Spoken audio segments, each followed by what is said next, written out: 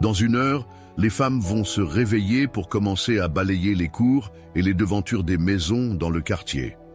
Elles ont l'habitude de s'acquitter de cette tâche domestique avant les premières lueurs de l'aube. Je reste couché durant quelques minutes encore pour m'assurer qu'en sonnant, l'horloge n'a réveillé personne. Une fois certain que nul autre que moi n'est en éveil, je m'appuie lentement sur mes coudes et mes genoux. Je rampe vers la porte avec prudence, de peur que mon corps ne heurte bruyamment quelque objet traînant par terre. Retenant mon souffle, je réussis à ouvrir la porte. Une fois dehors, je la referme avec empressement. La serrure fait un bruit sec, amplifié par le silence de la nuit. Je m'adosse au mur, immobile, la gorge serrée. Une fois rassuré que je n'ai imprudemment tiré personne de son sommeil, je fonce dans la nuit, sans peur, et sans trop savoir où je vais ni ce qui m'attend. Je prends la direction du nord pour ne pas croiser éventuellement Monsieur Zossou qui viendra de l'est, où se situe plutôt Zinvier, pour me ramener au pensionnat. Je dois arpenter une longue voie couverte de latérite avant d'atteindre la route bitumée, où je pourrais espérer qu'un gentil conducteur me prendra en stop. Le ciel est sans lune, il fait sombre. L'air est très froid.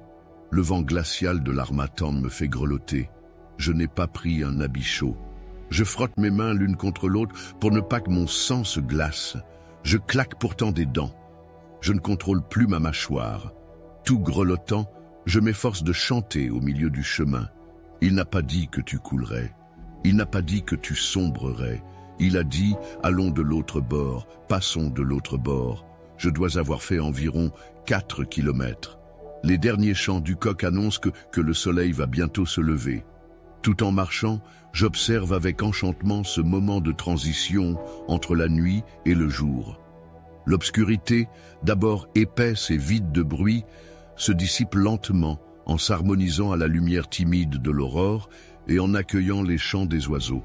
Dans mon esprit d'enfant perturbé, je me dis que ma fugue me conduira de ma nuit de malheur à un jour de mieux-être, à l'endroit où mes pas me mèneront. Quelques mètres me séparent encore de la grande route. Un homme sort des hautes herbes bordant le chemin, il avance vers moi. Nous allons bientôt nous croiser. Ma tête me paraît plus lourde, enflée illusoirement par la peur. Je ralentis mes pas en essayant de le dévisager dans le brouillard du matin. C'est un homme musclé et trapu. Il porte une houe et une corde enroulée sur ses larges épaules. Sa main gauche balance une machette au rythme de ses pas. Au moment où nous nous croisons, je me dépêche de le saluer poliment. Il ne me répond pas. Je me retourne pour le regarder dans le dos. Il ne se soucie pas de moi et continue de s'éloigner.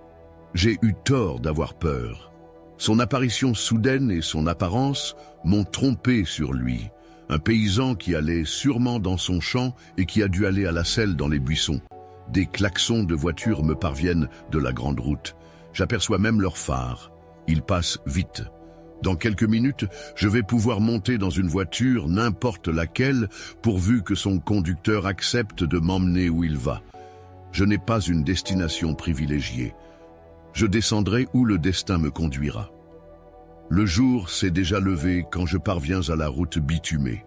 La terre reçoit les rayons du soleil, encore doux à cette heure matinale.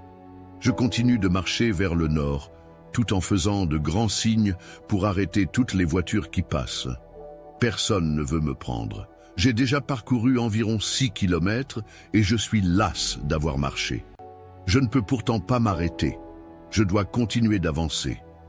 Tant que je n'ai pu monter dans un véhicule, il me faut mettre entre ma famille et moi la plus grande distance possible.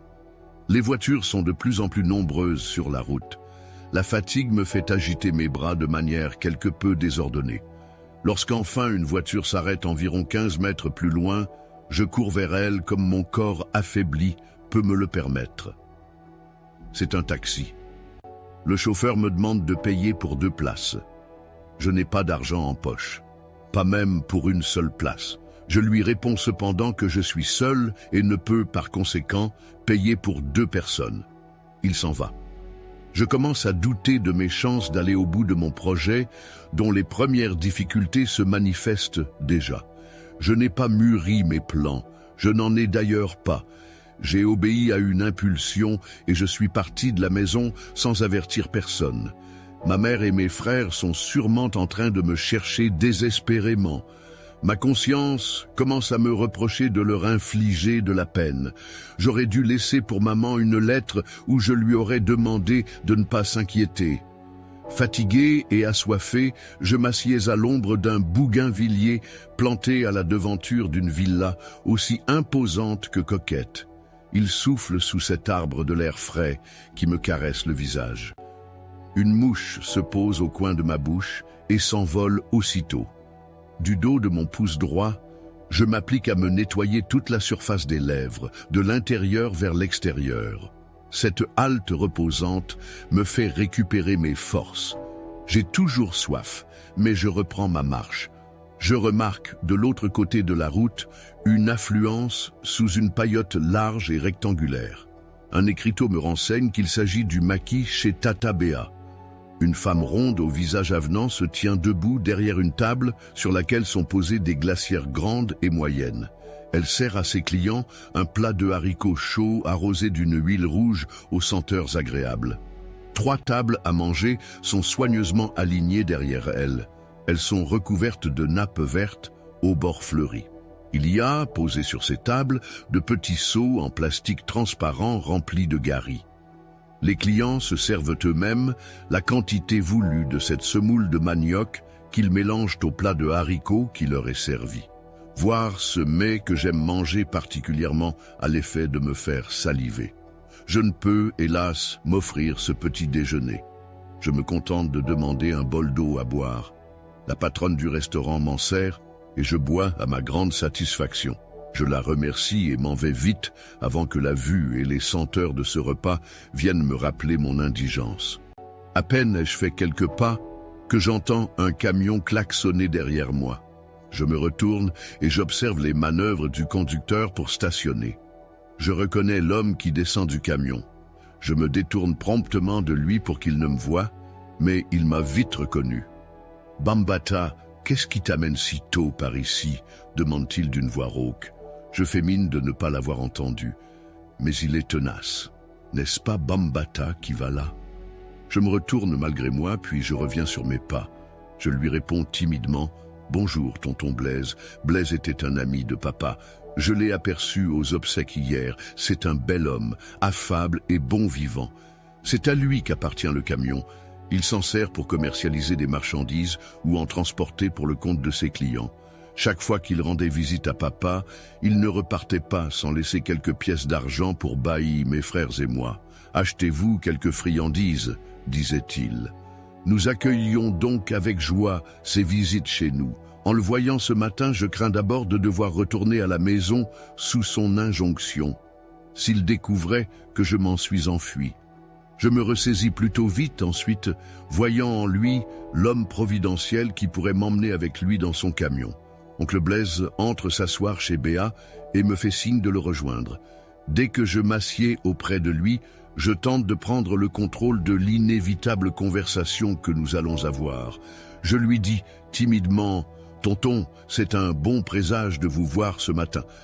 Je sens que ma journée sera fructueuse. »« Mon garçon, » répondit-il, « toute ta vie ne te suffira pas pour récolter les fruits de la générosité de ton père. Si ma situation financière est plus stable aujourd'hui qu'auparavant, c'est bien grâce à lui. » S'adressant aux personnes assises autour de la table, oncle Blaise fait longuement l'éloge de son ami défunt. Je suis surpris d'apprendre qu'il doit à papa d'avoir pu solder un crédit bancaire qu'il avait fait pour s'acheter son camion qu'il vient de garer.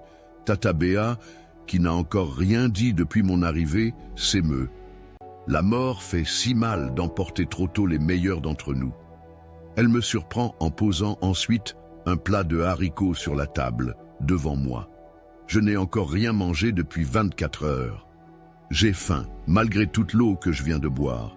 Je me retiens pourtant de me précipiter sur ce plat providentiel pour ne pas passer pour un glouton.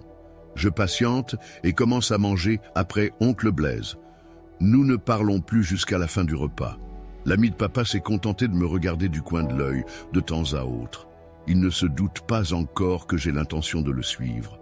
Je réfléchis pour savoir comment lui en parler. Le dialogue qu'il engage alors avec moi m'offre une brèche.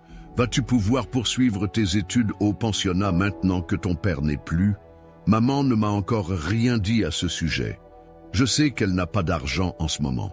Elle a dû s'endetter lourdement pour offrir à papa un enterrement digne de lui. Que vas-tu donc faire? Arrêter tes études? Non, tonton. Mais pour le moment, je veux me faire un peu d'argent en allant travailler dans une anacarderie. C'est à Banté, dans les collines. Je connais bien Banté. J'y passe d'ailleurs pour aller vendre un chargement d'orange à Djougou. Et tu y vas comme cela, les mains vides? Je n'ai pas voulu m'encombrer de vêtements que je perdrais du temps à laver. Je me débrouillerai bien une fois arrivé là-bas. Je crois qu'oncle Blaise a gobé mes mensonges.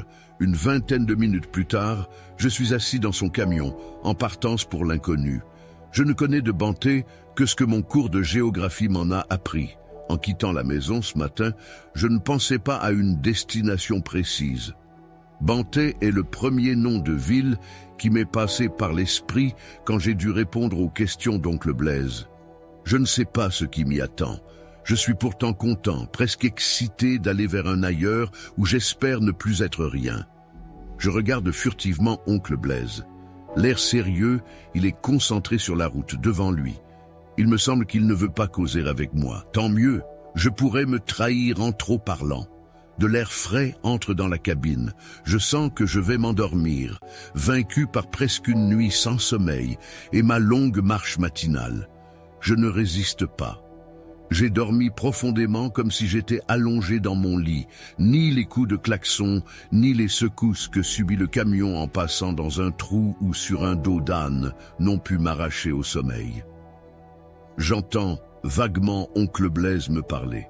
Je crois d'abord être dans un rêve. Il me secoue pour me réveiller. Nous descendons du camion. En lisant sur une enseigne, je m'aperçois que nous sommes à Pawignan.